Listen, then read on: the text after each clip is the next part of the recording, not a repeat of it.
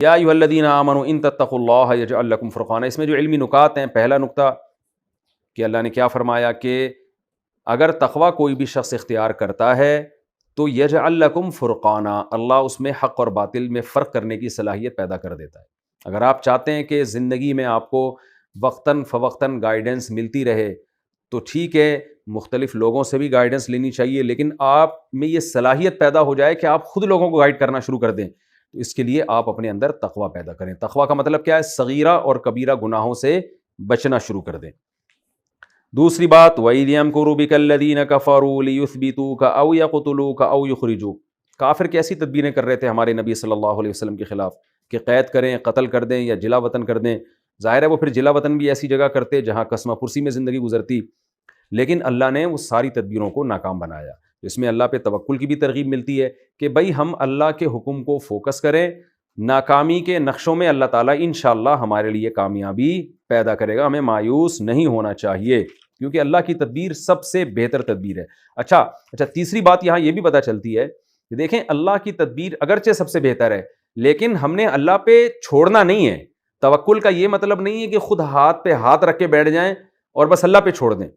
جو ہماری سمجھ میں آتا ہے وہ بہرحال ہم نے کرنا ہے، پھر اللہ ناکامی کے نقشوں میں کامیابی پیدا کرے گا. خوب سمجھ لیں، کیونکہ نبی صلی اللہ علیہ وسلم نے جو آپ اپنی کامیابی کے لیے اس وقت اسباب اختیار کر سکتے تھے وہ نبی نے کیے ہیں، اور پھر اللہ کی مدد بھی آتی رہی ہے.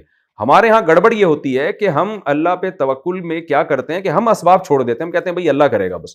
یہ بہت غلط کانسیپٹ ہے، بہت غلط نظریہ ہے. چوتھی بات کیا پتہ چلتی ہے کہ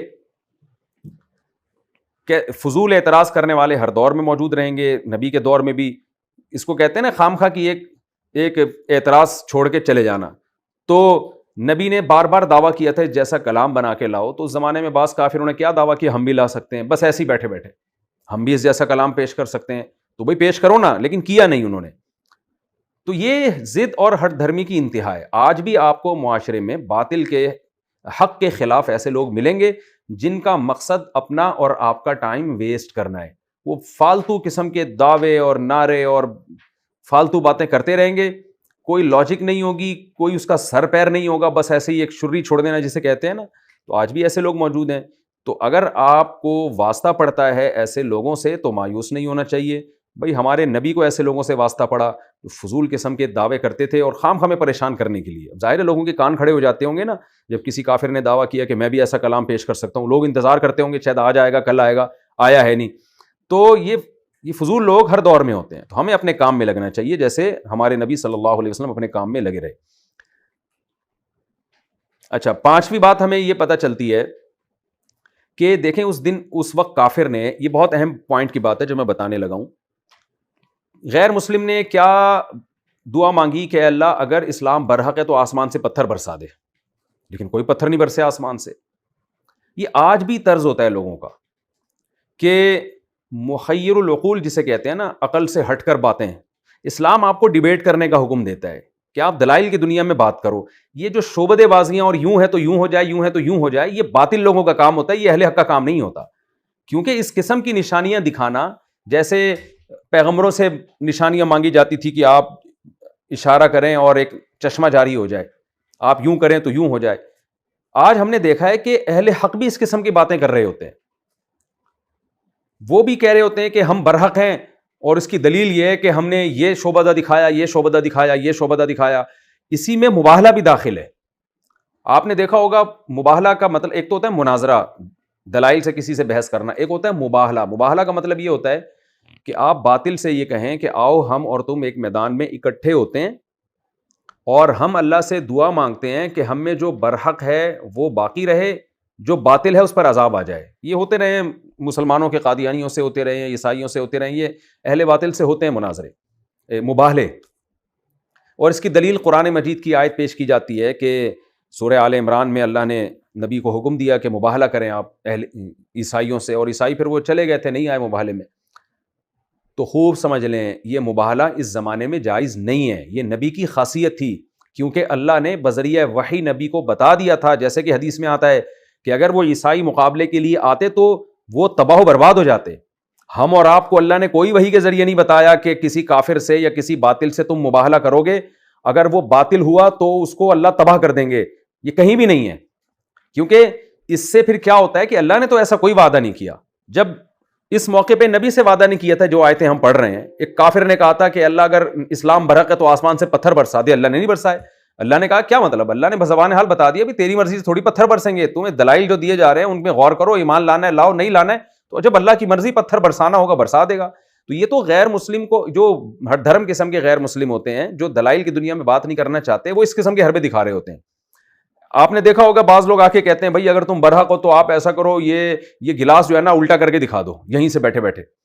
تو یہ چیزیں کسی کے برحق ہونے کے دلائل اور علامتیں نہیں ہوا کرتی. محیر العقول جسے کہا جاتا ہے, ایک دم خوارق عادت کے طور پہ کچھ ہو جانا. تو خاص موقع پر اللہ نے کوئی معجزہ دکھانا ہو تو ایک الگ بات ہے, لیکن نارملی یہ ایک طریقہ نہیں ہوتا. یہ میں اس لیے کہہ رہا ہوں کہ آج بھی بعض دیندار لوگ الجھ جاتے ہیں.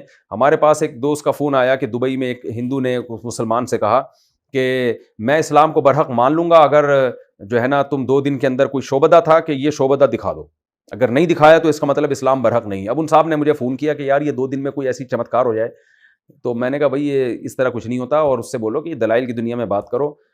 تو وہ کہنے لگے اگر میں اس سے یوں کہہ دوں کہ 2 دن کے اندر تجھے حادثہ ہو گیا تو اس کا مطلب تیرا دین برحق نہیں ہے, اور اگر میری ٹانگ ٹوٹ گئی تو اس کا مطلب اسلام غلط ہے, یا مجھے حادثہ ہو گیا. میں نے کہا یہ جائز نہیں ہے. عین ممکن ہے قدرت نے آپ کے مقدر میں حادثہ لکھا ہو, آپ خام خواہ میں دعویٰ کر دو کہ اگر میرے حادثہ ہو گیا 2 دن میں مجھے کچھ ہو گیا تو اس کا مطلب اسلام برحق نہیں, اور واقعی آپ کو ہو جائے, اللہ نے مقدر میں لکھا ہو آپ کے, تو اللہ نے کب کہا ہے کہ تجھے کچھ نہیں ہوگا, تو قیامت تک کے لیے اسٹے لے کر آیا ہوا ہے. تو ایسا نہیں ہو سکتا. تو آج بھی نا لوگ جذبات میں آ کے اس قسم کے فضول باتیں شروع کر دیتے ہیں کہ جو ہے اگر یوں ہو گیا تو یوں ہے, اگر یوں ہو گیا تو اس کی کوئی دلیل نہیں ہے. عین ممکن ہے آپ ہی کو الٹا نقصان ہو جائے اس سے. تو ان باتوں میں نہیں آنا چاہیے. ہاں اگر کسی ولی اللہ کو مضبوط الہام ہو گیا, اللہ کی طرف سے بعض دفعہ دل میں الہام ہو جاتا ہے اتنا مضبوط کہ انسان کو اطمینان ہوتا ہے کہ یہ اللہ کی طرف سے ہے, کہ اللہ بتا دیتے ہیں الہام کے ذریعے کہ تم ایسا کر لو تو میں ایسا کر لوں گا, تو ایسے موقع پہ پھر اس ولی اللہ کے لیے جائز ہے. اس کی بھی تاریخ میں بہت سارے واقعات ملتے ہیں, اس کی ڈیٹیل میں جاؤں گا تو پھر بات بہت لمبی ہو جائے گی, لیکن نارملی یہ شرعاً جائز نہیں ہے اس قسم کی باتیں. اچھا یہ علمی نقطہ تھا, اور ایک اور علمی نقطہ اس میں کہ مسجد حرام کی فضیلت, کہ اللہ کہتے ہیں مسجد حرام کے متولی حقیقت میں وہی ہیں, انہی کو حق ہے جو پرہیزگار ہو. تو جو بھی مسجدوں کے متولی ہیں, مسجد حرام تو بڑی مسجد ہے, عام مسجدوں کے بھی متولی نیک لوگ ہونے چاہیے, مینجمنٹ میں نیک لوگ ہونے چاہیے, اور مسجد سے لوگوں کو روکنے کی بھی حرمت معلوم ہوتی ہے کہ اللہ نے مشرکین پر کتنا غضب نازل کیا اس بات پہ کہ تم لوگوں کو مسجدوں میں آنے سے روکتے ہو. تو اگر کوئی جو ہے حج کو بہت زیادہ مہنگا کر کے لوگوں کو حج کرنے سے روکے, عمرے کو بہت مہنگا کر کے لوگوں کو عمرہ کرنے سے روک دے, خامخواہ کی پابندیاں لگا کے روک دے, یا ویسے ہی روک دے, کوئی اس کے پیچھے کوئی بڑی مصلحت نہ ہو, تو یہ روکنا بھی اس میں داخل ہے. مسجد حرام سے, مسجد نبوی سے, یا عام مسجدوں سے کسی کو روکنے کی شرعاً اجازت نہیں ہے. یہ اللہ کے گھر ہیں, یہ کسی کی ذاتی پراپرٹی, ذاتی ملکیت نہیں ہے. ہاں کسی مصلحت سے روک دینا ایک الگ بات ہے, لیکن نارملی اس کی شرعاً اجازت نہیں ہے, بہت بڑا جرم ہے. اور حدیث میں یہ بھی ہے کہ آپ صلی اللہ علیہ وسلم نے حکم دیا کہ لا تمنعوا احدا ممن طاف بهذا البیت لیلا او نہارا, کہ جو بھی دن یا رات میں بیت اللہ کا طواف کرنا چاہے, نبی نے حکم دیا کہ اس طواف کرنے والے کو روکنے کی اجازت نہیں ہے. اور آخر میں جو نقطے کی بات ہے وہ یہ کہ دیکھیں کافر اسلام کو ختم کرنے کے لیے, جو اسلام دشمن کافر ہیں, وہ اپنا مال خرچ کریں گے, اور آخرت میں یہ مال ان کے لیے حسرت اور افسوس کا ذریعہ بنے گا. تو ہمیں حکم دیا جا رہا ہے کہ ہم اسلام کو پھیلانے کے لیے مال خرچ کریں. تو ہمیں اپنی آمدن کا ہر مہینے کچھ نہ کچھ حصہ اسلام کی تبلیغ کے لیے, جو دینی مدارس اسلام کی تبلیغ کرتے ہیں, اور جتنے بھی تبلیغ کے ادارے ہیں جن سے اسلام کو پروموٹ ہونے کا امکان ہو, ایسی جگہوں پہ اپنا مال ہمیں خرچ کرنا چاہیے تاکہ وہ ہمارے لیے صدقہ جاریہ بنے.